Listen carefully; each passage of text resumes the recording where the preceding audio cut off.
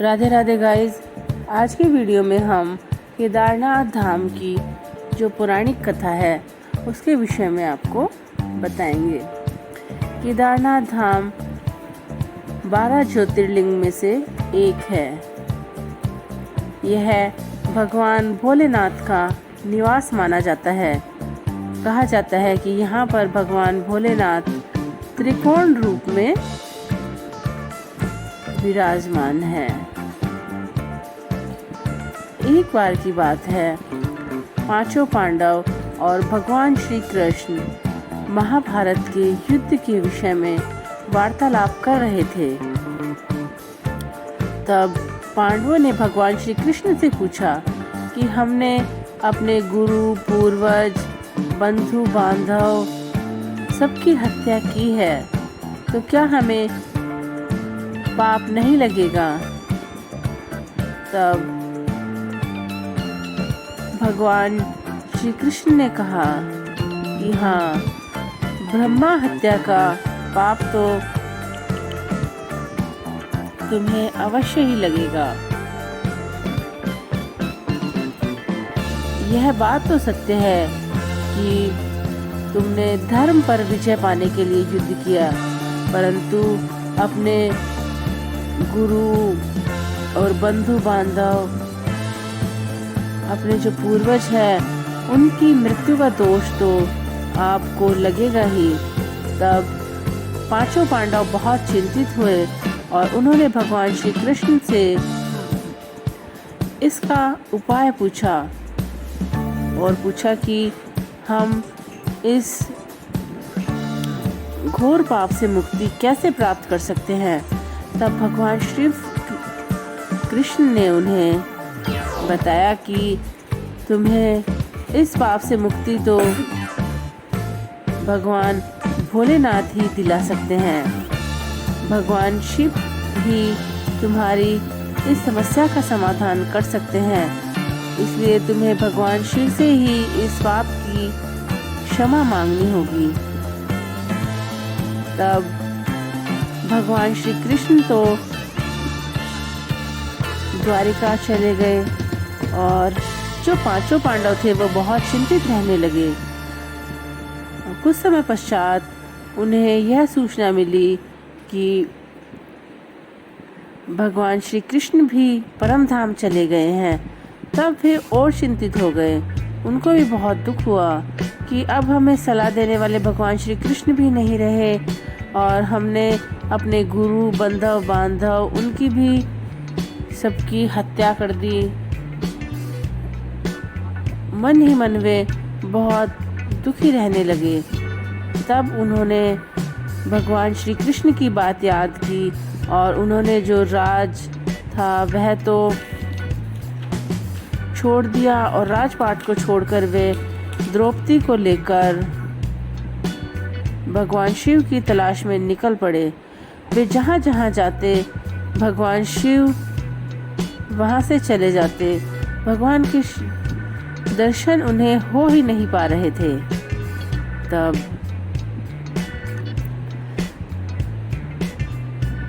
वे बहुत परेशान हो गए। उनको भी समझ में आ गया था कि भगवान भोलेनाथ हमसे छिपते क्यों फिर रहे हैं। तब पांचों पांडव और द्रौपदी भगवान शिव को ढूंढते ढूंढते हिमालय की ओर चले गए और हिमालय में जब भगवान भोलेनाथ छुप रहे थे, तब जो पांडव थे उन्होंने उन्हें देख लिया और कहा कि भगवान, आप हमसे चाहे कितना भी छिप ले, हम आपके दर्शन तो करके ही रहेंगे। तब कुछ समय पश्चात जब पांडव भगवान शिव के दर्शन करने के लिए आगे बढ़ते रहे, तब एक जो बैल था उसने उन पर अचानक आक्रमण कर दिया और जो बैल है उसने अपना सर पहाड़ों में छिपा लिया। तब जो भीम था उसने जो बैल है उसकी पूंछ पकड़ी और उसको खींचने लगा। इससे बैल का सर धड़ से अलग हो गया। और यह प्रमाण आज भी बाबा केदारनाथ धाम में दिखाई देते हैं। आज भी केदारनाथ धाम में भगवान शिव के बैल के दर्शन होते हैं। तब भगवान शिव वहाँ प्रकट हो गए और उन्होंने जो पांचों पांडव हैं उनको साक्षात दर्शन दिए और पांडवों ने भी भगवान भोलेनाथ के दर्शन किए और उनसे क्षमा मांगी।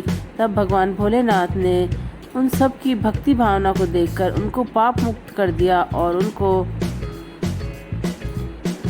स्वर्ग जाने का रास्ता बताया।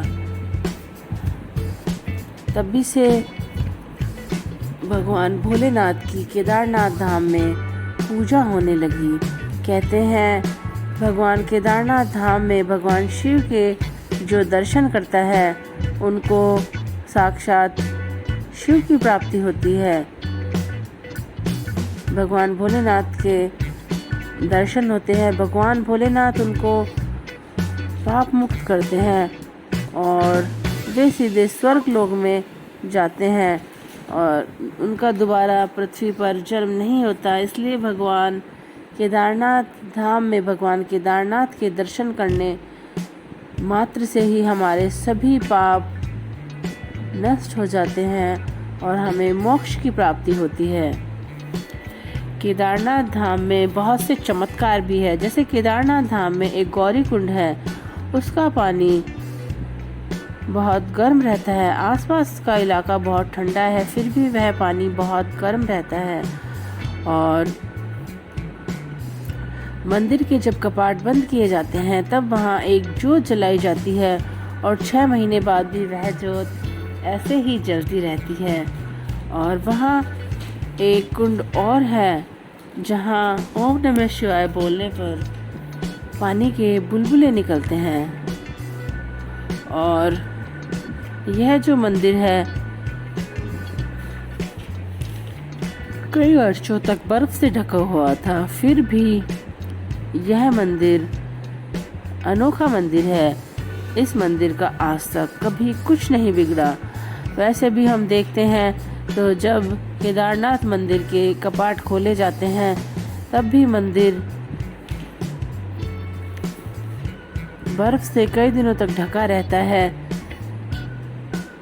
उसके पश्चात जैसे ही मंदिर से धीरे धीरे बर्फ हटना शुरू होती है तब मंदिर के कपाट खोले जाते हैं, तब भी मंदिर वैसे का वैसा ही रहता है।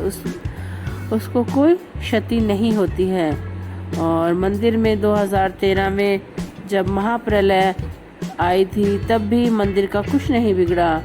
एक बड़ी शिला मंदिर के पीछे आकर रुक गई थी, जिससे मंदिर के आसपास का जो स्थान था वहाँ पर बहुत तबाही देखने को मिली, परंतु भगवान का जो मंदिर था उसका कुछ नहीं बिगड़ा। मंदिर वैसे का वैसा ही था।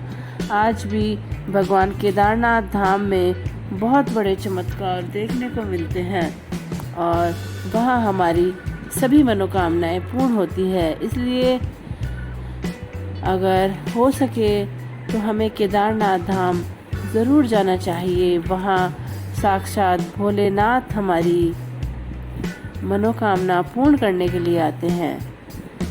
Thanks for watching. इसी तरह के वीडियो के लिए मेरे चैनल को लाइक, शेयर और सब्सक्राइब करें। अगर आपको यह वीडियो थोड़ी भी पसंद आई हो तो कमेंट बॉक्स में ओम नमः शिवाय ज़रूर लिखें। Thanks for watching.